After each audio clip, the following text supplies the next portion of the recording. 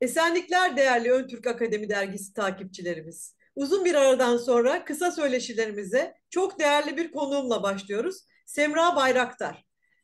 Hoş geldiniz Semra Hocam. Hoş bulduk Işık Hanım. Hoş bulduk. Nasılsınız? İyidir işte. Yuvarlanıp gidiyoruz derler ya, aynen öyleyiz. Aynen efendim. Aydın'da havalar daha güzeldir burada. Aydın'da havalar, evet, şu son bir haftadır çok güzel gidiyor. Resmen bahar havası var. İstanbul'da da Akşamları serin. kar yağmadı. Ne yazık ki hava çok güzel. Üzgünüz. Evet, kar yağmadı ama olsun, yani ne yapacağız? Evet. Olacak işte.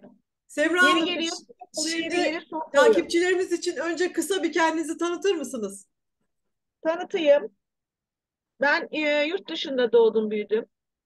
84 senesinde kesin dönüş yaptık ailecek ve bu yüzden de iki ülkede de eğitim aldım. Dil bilmemiz açısından tabii ki turizme atıldık. Ee, 94 senesinde turizme girdim. Tur lideri ve çevirmen olarak çalıştım. 99 senesinde lisanslı rehber oldum. Ve o günden beri de işte profesyonel tur rehberliği yapıyorum. Hala çalışıyorum ama şu son zamanlarda pek turizm iç açıcı değil. Evet. Onun için biz de çalışmalarımıza verdik kendimizi. Evet. Ee, Profesyonel tur sektörü olmam tabii e, Türk tarihine farklı bakış açısı getiriyor. Çünkü Grek ve Roma'yı biliyorum. Onu Bizim de soracaktım. Bu turlardan mesleğinizden dolayı Türk tarihine ilginiz başladı sanırım. hemen hemen öyle diyebiliriz. Servet Zamuncuoğlu'nun belgesellerini izleyince bu merakım daha da bir arttı. Anadolu'da acaba eski Türk tarihine ait bir bulgu belge bulabilir miyim diye. Tabii daha çok milattan sonraki Türk tarihine baktığımız için ve de üstelik yani biz turlarımızda hep Selçuklu Osmanlı'yı anlatırız ama ondan öncesinin Anadolu'sundaki Türkleri pek anlatmayız. Yani Hunlar gelmiştir, Avarlar gelmiştir, Hazarlar gelmiştir ama onlardan pek bahsedilmez bizim turlarımızda. Evet. Sonra milattan önceki tarih daha çok ilgimi çekmeye başladı ve Grek ve Roma ile kıyaslayarak Türk tarihiyle paralel olarak çalışmalarıma devam ettim ve birçok Evet. şey buldum. Ben de sizi uzun yıllardır Facebook'tan takip ediyorum. Hem Ön Türk Akademisi'nde üyeyiz ikimiz de. Hem de Evet, arkadaşız. Hep özellikle Troya, yani Batılılar Troya diyor. Siz Truva diyorsunuz. baba. Truva konusuna odaklandığınızı görüyorum ve Ocak ayında da bir kitap çıkardınız. Bütün emeklerinizin, Evet. çabalarınızın meyvesi olan Truva ve Saka Türkleri. Söyleşiye davet etme nedenim de bu kitabınızdı. Şöyle başlayalım isterseniz Semra Hocam, sorulara.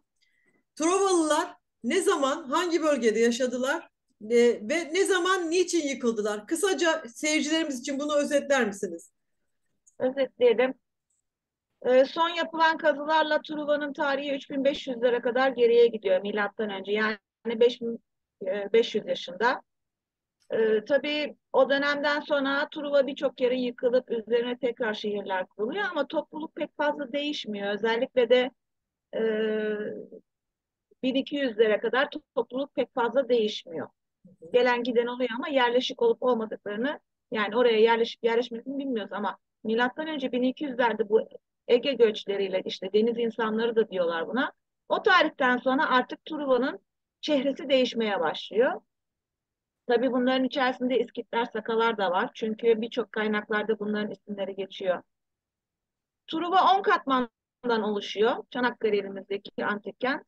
Bu 10 katmanın da hepsinin ayrı ayrı bir tarihi özelliği var ama özellikle sıfırla beraber ilk 3 Truva'nın kökenleri doğuya dayanıyor. Özellikle de Anav ve Van tarafına dayanıyor. Çünkü burada bulunan Minyas çömleklerinin ilk örneklerini o bölgelerde buluyoruz.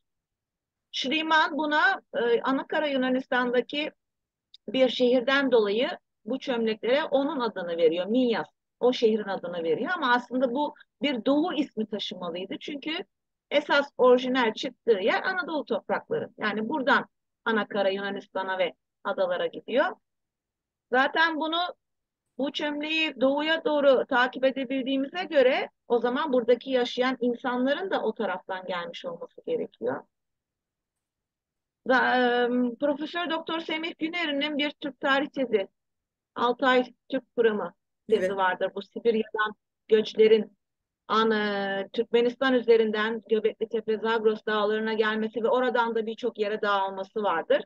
evet, Bir de Feridun Asıoğlu'nun, Profesör Doktor Feride Asıoğlu'nun bir tezi vardır. O da Urmiye çevresinin, özellikle Doğu Anadolu'nun ve Urmiye çevresinin Türklerin ana yurdunu olduğunu gösteriyor. Her iki teori de aslında doğrudur. Çünkü zamanları farklıdır. Göbekli Tepe'ye ta Sibirya'dan gelenlerin mesela 20 bin, 15 binlerden bahsedilir ve ondan sonra gelişir. Urmiye çevresindekiler de Anav'da, Türkmenistan'daki Anav'da buna dahil ve Doğu Anadolu'muz. Oradaki tarihte aslında 8 binlerden günümüze kadar devam ediyor. Truvalıların ataları da bunların içinde zaten. evet. Yani onların bir kısmı Doğu Anadolu'dan Anadolu'muzun batısına geliyor ve Boğazlar üzerinden de Trakya bölgesine geçiyorlar ve o şekilde de yine Anakara Yunanistan'a ulaşıyorlar. Bir kısmı da Karadeniz'in, Kafkaslar üzerinden Karadeniz'in kuzeyinden Doğu Avrupa'ya giriyor ve Doğu Avrupa'dan da aşağı inenler var. Onlar da bir kısmı Trakya'da toplanıyor, bir kısmı da Anakara Yunanistan'a giriyor. Bu şekilde topluluklar birbirinden tabii ki ayrışıyor ve zamanla da Suyun iki soydaşlıklar yakasında öyle diyebilir miyiz? diyebiliriz. Ve zamanla da soydaş oldukları toplulukları unutuyorlar. Ve kendi Yabancılaşıyorlar kendi. birbirlerine. Tabii tabii. Evet, aynen. Çünkü Trakya'da mesela bir ata ismi geçer Tiras diye. Bu Tiras aynı zamanda Turas olarak da okunabilir. Çünkü T ve R arasındaki o I veya U değişime uğrayabiliyor. Tiras, Turas diye. Truvalıların da atası Tur olarak geçiyor mesela. Hemen bir şey Ama bu sorabilir miyim Semra Hocam? Siz buyurun. Truva'ya neden Turova, Turova diyorsunuz? Ha, herkes kendi dilinde söylüyor. Biz niye söylemeyelim? Onun için. İngilizler Troy diyor. Evet. Fransızlar Troya diyor. Yunanlılar da e, İlyon diyor. Biz Tur niye kendi Ovası dilimizde anlamında mı söylüyoruz? kullanıyorsunuz? Tur Tabii. Ovası. Aynı zaten o Troya'daki Evet. İya eki aidatlık ekidir. Yani Tur'a ait demek istiyor. Tur İonya atası gibi. olduğuna göre. Evet. Evet. Tur atası olduğuna göre o zaman bu Tur'a ait bir bölge. Evet. Yani sahibi Tur oluyor. O O zaman zaman bu Yalova da Tur'un gibi Turova diyebiliriz. Yalova örneğinde olduğu gibi. evet ya da Tur'un obası ama obayı biz pek kullanmıyoruz günümüzde. Oba biliyorsunuz aynı zamanda kabile anlamına da geliyor. Evet. Yani Tur'un kabilesi Anladım. yerleşmiş oraya, o obaya. Oba Bu yüzden de anlamında Tur, kullanıyorsunuz.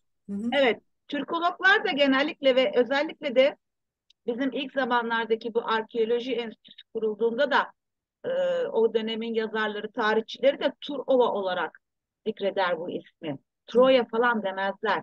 Hı hı. Biz maalesef İngilizceden alıp Türkçeleştirmişiz. Onun için. Oysa her farklı millet kendi diline göre isimlendiriyor. Ben de bir Türk olarak, Türkçe konuşarak bu kendi dilimizde seslendirmek istiyorum. Bu yüzden Truva demeyi tercih ettim. Kitabınızda da zaten birçok Yunanca adın Türkçe olduğunu ortaya koymuşsunuz kanıtlarıyla. Evet, evet. Benim aslında çalışmam İlyada'ya göreydi. Evet. Yani İlyada'dan Truva'yı çıkarmaktı. Çünkü İlyada'dan önce Truva'nın pek tarihini bilmeyiz. Sadece Hitit metinlerinde geçen bir Viluşa vardır. Traurisia vardır ki Viluşa adı da aslında Türkçedir. Uluştur o. Uygurlardaki metinlerde Uluş'un anlamı kent, şehir. Daha sonra biz onu ulusa çevirmişiz. Bugün halk anlamında olan ulusa çevirmişiz. Ama Viluşa kelimesinin anlamı da aslında kenttir, şehirdir, ulustur ve Türkçedir. Evet. O zaman ikinci soruma geçiyorum Semra Hanım. Truvalıların Buyurun. Türk olduğunu bize hangi özellikler kanıtlar? Dili, inancı ve kültür öğeleri nasıldır? Yani siz Saka Türkleri adını vermişsiniz Truva kitabınıza. Saka Türkleri ile bağlantısını biraz anlatır mısınız? İlyada özellikle Saka Türkleriyle bağlantılı.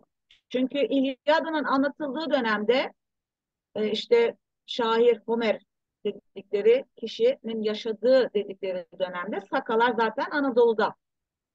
O zaman sözlü anlatılıyordu. Hiçbir şey yazıya geçirilmemişti. İlyada'nın yazıya geçirildiği tarih ise 6. yüzyıldır. Arada 200 yıl vardır. Sakalar hala Anadolu'da yaşıyordur. Bundan önce Sakalardan önce de Hattililerin, Hititlerin ya da bölgesel efsaneler, destanlar o bölgede anlatılmaktadır. İlyada aslında bunların hepsinin bir araya getirilmiş halidir. Yani İlyada sadece Truvalıları anlatmıyor aslında. O bölgede neler olup bitmiş onu anlatıyor. Mesela e, Zeus, Herkül'ün e, Truva'yı bastığı dönemde Laomedon, o dönemin kralı, Truva kralı Laomedon, kızını deniz canavarına kurban olarak sunar ve Herkül o kızı kurtarmakla görevlidir. Bu yılandan kurtarma motifleri Anadolu'nun diğer bölgelerinde de işleniyor. Özellikle de Hitit döneminde. Ya da İskitlerde mesela gövdesi, kadın gövdesi ama belden aşağısı yılan olan Api tanrıçası vardır. Bu aynı zamanda o Truva kıyılarında denizden çıkan canavarla özdeşleşmiştir. Onun da beden altı yılan şeklindedir çünkü. Yani hepsini birleştirmişler. Tabii o dönemdeki insanların düşünce yapısı daha bir farklı.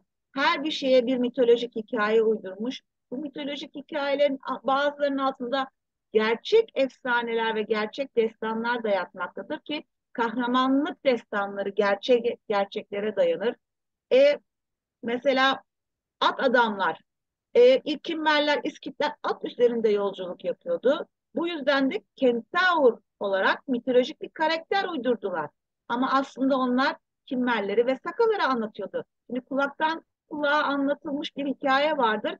Baştaki kişi doğru anlamıştır ama sondaki kişi farklı anlar ve farklı anlatır. Bu şekilde de Doğru. mitolojik hikayeler çoğalmıştır. Truvalılar İlyada hikayesinde, İlyada destanında da kentaurlardan bahsedilir. Yani at adamlardan bahsedilir. Demek ki o dönemde zaten Kimmerler, Sakalar Anadolu'da yaşıyor. Zaten Edremit civarındaki o antik kent Antandros'ta Kimmerlerin 100 yıl yaşadığı söyleniliyor. Truva'da akan bugün Kara Menderes dediğimiz nehrin eski adı Sakamander'dir. Sakamandır kimlerden kaynaklanıyor bu isim? Sakalardan Sakalar. kaynaklanıyor. Evet. Tabii Kral Pirim'in o ovada meydan savaşını izlerken çıktığı kule batı kapısının üstündeki bir kuledir. O batı kapısı da Sakamandır'a baktığı için de Saka kapısı olarak adlandırılır. O zaman İlyada'da Sakalara rastlıyorsak ve İlyada'daki özellikle de özel isimler, lider isimleri, Truva olsun, Aka olsun hiç fark etmez. Çünkü o dönemde pek fazla Grekçe isim de yok İlyada'da. Hepsini Saka dünyasında ya da Türk dünyasında karşılaşıyoruz. Evet. Ordular listesinde mesela Toktamış'ın çocukları Truva'nın ordusunda müttefik olarak savaşır karşı tarafa. Ama onu Toktamış olarak yazmazlar. Töytamış olarak yazarlar. Hatta Telaffuz bu farklarından Töytamış. kaynaklanıyor. Evet. Tabii tabii. Söyleniş farklılıkları kaynaklı. Nasıl duyuyorsa o şekilde yazıyor. Kendi şekilde de uyduruyor. Strabon hatta söylüyor yani barbar isimlerinden barbar isimler türettik diye. Kendimizi isim türettik diye. Bir tane harf getiriyor başına veya sonuna ve isim üretiyor. Evet. Bu şekilde Sakaların varlığı hem Trakya'da hem Truva'da ya da Troat'ta o bölgeye Troat'ta diyorlar yani Çanakkale'li tamamıyla Sakalar yerleşik bir şekilde yaşıyor. Kimmerler hariç. Kimmerler onlardan önce gelmişler ki onlar daha çok Orta Anadolu'ya, Ankara civarına ve Gordiyon civarına yerleşmişler. Ki Kapadokya'nın eski adı da Gomer'dir mesela. Gimirya diye olarak anılıyor. Bu isim Kimmerlerden kaynaklanıyor. Çok güzel Bunlar da Türk araştırmışsın. dünyasında Türk boyları olarak görülüyorsa o zaman diyebiliriz ki evet Truva'da Türk var. Ama Truva sıfır, Truva bir 2 3. Bunlar için Türk diyebilir miyiz? Belki. Çünkü o dönemde henüz daha Türk kelimesi geçmiyor. İlk Türk kelimesi Turukku'da görüyoruz. Göktürklerde de değil ya da Türk Kağanı'nda değil. Turukku'da görüyoruz. Milattan önce 1500-1200. O dönemde bu Turukku isimleri tabii ki daha sonra e, savaş ya da bir kıtlık ya da bir başka olay nedeniyle bir yerden başka bir yere göçmüş olan obalar bu ismi taşıyorlar.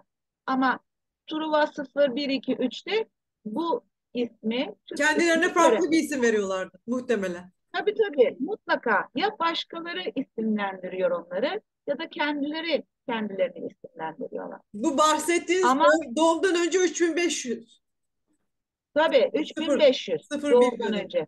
Evet. Yani 5500 yıl önce. Günümüzden Evet. 5000-5500 yıl öncesi. Evet. Daha önce de söylediğim gibi Truva 0, 1, 2, 3'ün Anav'la, Doğu Anadolu'yla ve oradaki diğer Türk boylarıyla soydaş oldukları biliniyor. Evet, doğru söylüyorsunuz. Peki kitabınızın içeriğinden biraz bahseder misiniz seyircilerimiz için? Bahsedelim. Kitabımın içeriği önce bir Çanakkale Savaşı ile Truva Savaşı'nı kıyasladım. Yani aynı paralellikte gidiyor bir de üstelik. Zaman açısından da özellikle. İşte 10 yıl sürdü savaş derler Truva için. Halbuki doğruluğu tartışılır onun. Çünkü sonuçta İlyada'nın son dizelerinde Helene Hektor öldükten sonra Hektor yani öldükten sonra başında bir yas tutar ve der ki ben 20 yıldır evimden uzağım. 20 yıldır buradayım. İlyada 9. yılını anlatır. 20 yılda o 9. yılda oradaysa savaş bittiğinde 21 yıldır Truva'dadır Helene. O zaman hangi aralıkta geldiler de 10 yıl sürdü bu savaş? Demek ki bunlar daha önceden bu Truva kıyılarına gelmemiş. Çünkü toplamda 21 sene. 10 seneyi çıkardığımız zaman 11 sene nerede bunlar? Hiçbir yerde değil. Ege Denizi'nde korsanlık yapıyorlar. Demek ki o zaman düşünüyorsunuz gelin eline kaçırıldı mı, kaçırılmadı mı diye. Kitapta tabii Ege Havzası'nın etnik yapısından da bahsettim. Şimdi İlyada'dan yolaya çıktık ama Evet. Truva'da Lelekleri görüyoruz, Pelaskları görüyoruz. Ordular listesinde anılıyorlar çünkü. Lelekleri aynı zamanda Bodrum'da da görüyoruz. Evet. Karyalılar da Bodrum'daydı. Karyaların atalarına da Karlar deniliyor. Aynı zamanda Pelasların, Leleklerin ve Karların da Etçükler olarak anıldığını, özellikle Pelaslar eşittir Etçükler. Çünkü ikisinin de isimleri bir bölgede farklı, öteki bölgede farklı anılıyor ama onlar aynı topluluklar. Şimdi Etçüklerdeki yazıtların birçoğu okundu. Türkologlarımız bunların Türkçe olduğunu söylüyor. O zaman Pelaslar da Türkçe konuşuyor demek ki. Ki Adile Ayda Pelaslardaki tepe kelimesinin Türkçe olduğunu söylemiştir. Aynı şekilde Schliemann da bunu söylüyor. Schliemann da e, Latin yazar Varro'ya göre tepe kelimesinin İngilizce'de hill yani tepenin karşılığı olduğunu belirtiyor. O zaman Pelaslar tepeye tepe diyorsa tepe Türkçedir zaten. Onlar da İskit Türk'ü o zaman. Ya Helasklar. da daha öncesi Kaslar Anladım. mesela. Kaslar Sakaların atalarıdır. Bunlar da o da 1800'lerde 1500'lerde Doğu Anadolu bölgesinde ve Yakın Doğu bölgesinde yaşıyorlardı. Bunlardan çıkan bir kol Sakalar oluşturuyor. Diğer bir kol Hazarları oluşturuyor. Truva'da aynı zamanda şeyler de var. Kürtler mesela Kabar kültü. Hazar deyince aklıma geldi. Hazarların bir boyudur Kabar. Macarlara katılmıştır 9. yüzyılda daha sonra ve tabii asimile oluyorlar Evet. zamanla. Ama din adı altında ama topluluk adı altında asimile oluyorlar. Kabarlara ilk kez Elam yazıtlarında denk geliniyor. Onlara kabira diyorlar. Bunlar paralı askerler, kurma esas görevleri kolluk kuvveti. Yani önemli bir kişiyi koruyacaklar. Bugün bodyguard dediğimiz gibi. Evet. Ama asker vazifeleri. Aynı zamanda da isyankar olarak da görülüyor. Yani cesurlar, yiğitler. Fakat adaletsizlik karşısında da isyan ediyorlar. Elam yazıtlarında ilk kez karşılaştığımız bu tarih o zaman milattan önce 1500 karşılaştığımız bu kabileleri daha sonraki zamanlarda da Mısır'da karşılaşıyoruz. Mısır komşu ülkeden paralı askerler göndermesini istiyor savunma amaçlı ve atları da Habiru ya da Apiru. Aynı zamanda Kabira'nın bir başka söylenişi ama anlamı da aynı. Hem paralı askerler anlamında kullanılıyor hem de isyankar olarak kullanılıyor. Biz bunları Hititlerde de görüyoruz. Kabar ismiyle hem de üstelik. Bunlar kral ve kraliçenin korumalarını üstlenmişler. Hem dini hem resmi bayramlarda da onlara eşlik ediyorlar. Hatta törenleri bile yönetiyorlar. Şimdi Hititlerin bitmesiyle 1200'lerde tabii Ege göçleri de aynı zamanda batıya ayak basıyor. Buradaki efsaneler, gelenekler, kültürler birbirleriyle karışıyor. Zamanla bu paralı koruma askerleri ana tanrıçanın koruması olarak algılanılıyor. Ve Grek kaynaklarına da korubaş ya da küretler olarak geçiyor. Efes'te mesela rahiplerin adı Kurettir. Bu ana tanrıçayı korurlar. Frigya'da ana tanrıça Kibele'yi korubaşlar korur. Aynı Türkçedeki gibi korubaşlar. Kabarlar da şeyi koruyor. Ana tanrıça Rhea'yı koruyor. Zeus bebekken mesela korunması için kabarlara bırakılmış. Ve onlar da davullu zurnalı bir şekilde gürültü çıkarıyorlar ki Zeus'u babası onun ağlama sesini duymasın diye onu babasından koruyorlar. YouTube midesine atacak çünkü. Çünkü öyle bir kehanet var. Babasından daha güçlü bir tanrı olacak diye. Bundan korkuyor Uranüs'ta, o Kronos'ta. Bu yüzden bebekleri yutuyordu ama Zeus onlardan korundu. Şimdi hem tanrıçayı hem ana tanrıçayı koruma görevi bu kabarlara verilmiş. Truat'ta kabarlara ait bir kült bulundu. Bu kültün Priamus'un atalarından bir tanesi olan damat Dardanus'a dayandırılıyor. Damat Dardanus güya Semadrek adasından Dardanel'le göçtüğünde bağlantısı var mı? evet, Çanakkale'deki. evet, Evet. evet. Semadrek adasından göçtüğünde ve Truva kralı Türker'in ya da Tökros Grek dünyasında ismi o. Türker'in kızıyla evlendiğinde damat Dardanus bu kültü de oradan getirmiş. Kabarları getirmiş yani. Ama eğer Kabarları Elamlar'da, Hititler'de görüyorsak ya da Mısır'da o zaman damat Dardanos bunu Semadrek adasından getirmiş olamaz. Çünkü çok daha yeni bir tarihe ait. Demek ki Kabarlar doğudan gelmiş batıya. O zaman Truva'daki Kürt de aynı şekilde doğudan gelmiş oldu. Güzel bir Ve bağlantı. Kabarlar, evet ve Kabarlar Pelas kökenli ateş ve demirci tanrı olarak da bildiğimiz Hephaistos'un oğulları olarak geçer mitolojide. Demircidir aynı zamanda Kabarlar. Peki demirci millet olarak kimler tanınıyordu? İskitler, Sakalar. İskitler, Sakalar. Çünkü onlar demirden kılıç kullanıyordu. Demirden ok uçları kullanıyordu. Zaten 1200'lerden sonra başlıyor demirle olan ilgi. Daha sağlıklı, daha sağlam bir materyal. Türkler olarak görülüyor. Turaniler demir üreticisidir. Demirlerin atasıdır derler. Etçükler de aynı zamanda demirci bir millet olarak geçer. Kitaplarda, kaynaklarda. Evet. Kabarlar da Turan. demirci oğlu ve aynı zamanda da demirci. Zaten babadan oğula geçiyordu o dönemde demircilikte. Şimdi kitapta belirttiğim bir şey daha var bu kabarlarla ilgili. Demir Urgus. Demir Urgus diyorlar. Yani yaratıcı. Bir demir külçeden bir demirci de yaratma sanatındadır. Bir kılıç yaratır, bir kama yaratır, okuç yaratır. Ama maalesef Batılılar o gözle bakmamış demir urges kelimesine. Onlar bir tanrı olarak görmüş. Yani halkın yaratıcısı. Ama o da yoktan hiçbir şeyi var etmiyor demirci. Tanrı gibi tanrı yoktan bir şeyi var ediyor sonuçta. Ama demirciler bir şey var ki ondan yaratıyor. Ve Demir Urges'in anlamını Batılıların anlamıyla değil de bizim anlamımızla bakmamız gerekiyor. Demirci ustası, Demir Urges aslında demirci ustası anlamına geliyor. Kitapta hem mitoloji hem coğrafi kelimelerin açıklamalarını verdim.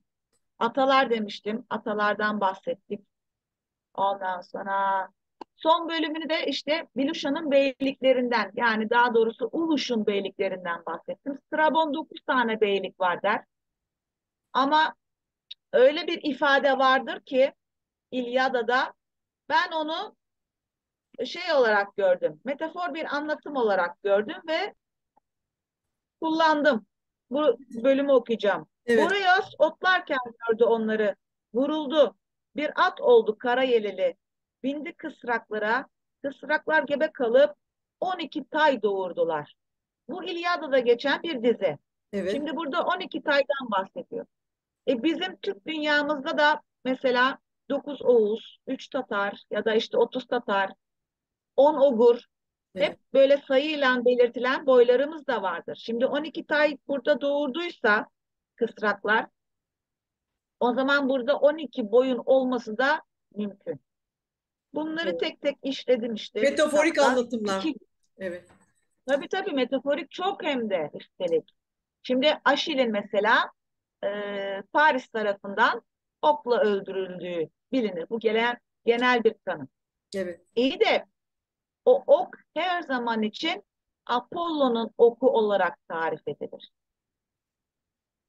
Aşil ya da benim söylemimle Ail, hayır. yani ak il, beyaz il, ki onun gömülüp götürülüp gömüldüğü adaya da Beyaz Ada derler. Löyke Adası, Karadeniz'de. Adı da büyük bir ihtimalle buradan kaynaklanıyor olabilir. Ail ya da Akil aslında Apollon tapınağında öldürülmüştür. Bu yüzden Pars'ın okuna Apollon oku diyorlar. Okçu bir tanrı olduğu için. Metafor çok. Evet, Bunları tabii iyi incelemek lazım. Ben filolog değilim. evet, Ben kelimelerin anlamdaş ve sesleşine baktım. Aynı anlamdaysa Türkçemizdeki gibi ve birçok sözcük kullandım. Sadece Kaşgarlı'yı da değil. Hakaf sözcüğü kullandım, Tuva kullandım, Kıpçak, Altay ya da Saha Türklerinin Türkçesini. Bunların hepsini kullandım ve baktım. Eğer varsa, özellikle de Grek ve Roma'yla ya da Latinlerle hiçbir iletişimde olmamış Türk boyları, aa, Türk elindeki Türk boyları, eğer onların dilinde, sözlüğünde bu kelimeler geçiyorsa, o zaman bunun kökeni Türkçedir. Ve doğru. Sakalarla Anadolu'ya taşınmıştır. Evet.